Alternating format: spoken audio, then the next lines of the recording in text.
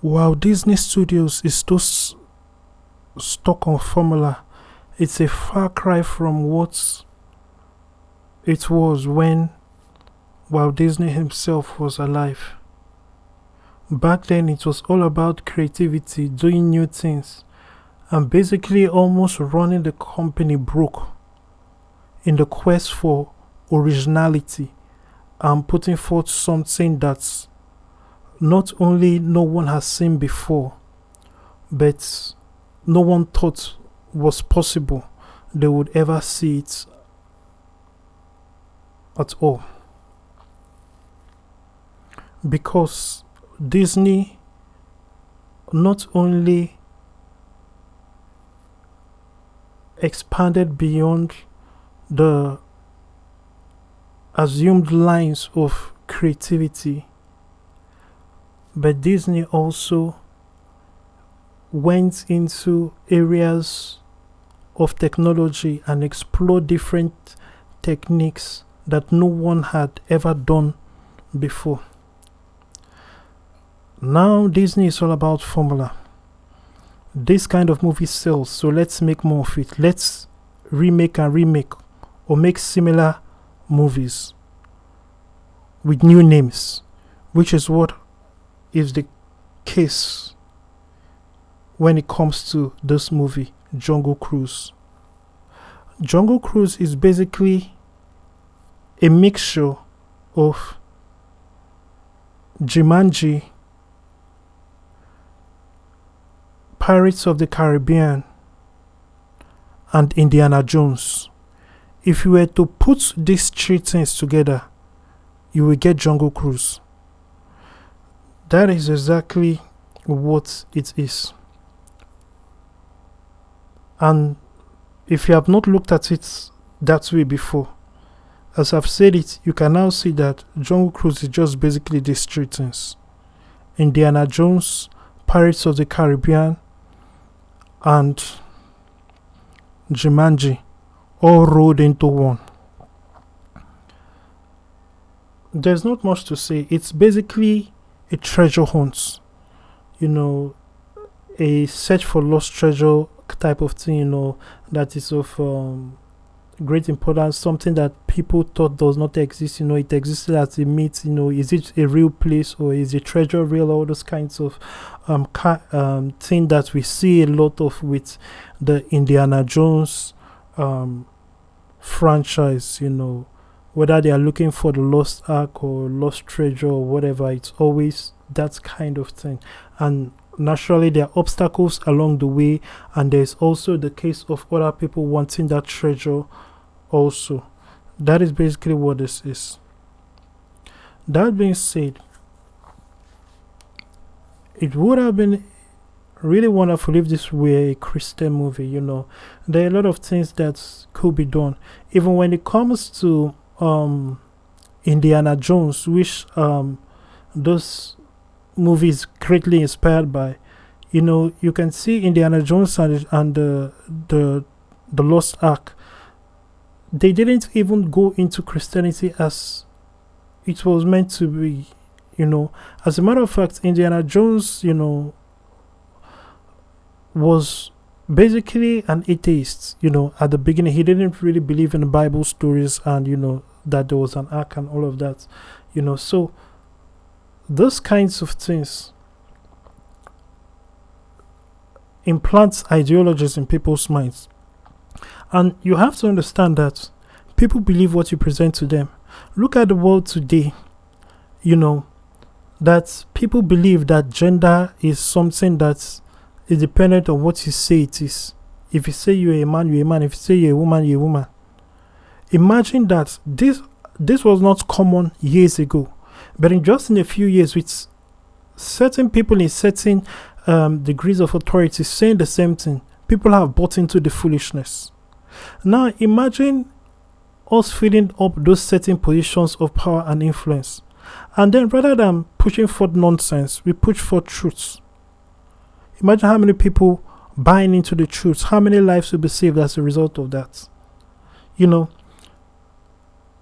It is not difficult to win everybody in the world to Christ, and I mean every single person in the world. understand that the Antichrist is going to win a great majority of the world to himself. And many people through time have won a great majority of the world to themselves, or great majority or entire cities and nations to themselves, or to ideologies that are basically idiotic. Just the same way the LGBT is doing. And Christians, sadly, we do not focus and grasp the importance of this. A lot of times Christians are occupied with their own lives, and it is selfishness. All they care about is God giving them a job, or God taking care of their children. Every prayer they pray is a selfish prayer. It is about them, about something that affects them. They do not have the Great Commission in mind, when it should be primarily the reason for everything that you do on earth. It should be the number one thing. Nothing else matters. Because you see, the reality of things is that when you give your life to Christ, you belong to God. You're a candidate of heaven. You're a citizen of heaven, technically. And you are only here on earth just to win souls. You are not here for the purpose of getting a job. And if your job does not lead to helping the gospel or to expanding the gospel, if your job does not lead to the benefit of the gospel, perhaps your salary bringing in income for you to sponsor the gospel or something of that nature, but if or even your presence in the workplace, you being in that office and reaching out to people there and telling people about Jesus, if your being on earth is not about Jesus, you have missed it. You have missed your purpose. You do not understand your purpose. Understand that there's nothing in this earth for you. You're a citizen of heaven. You are just here as an ambassador. We are ambassadors of Christ. We are passing through. We are here on a mission. We are posted here to carry out the work of the kingdom of heaven. So understand that, and let that be something that becomes one of the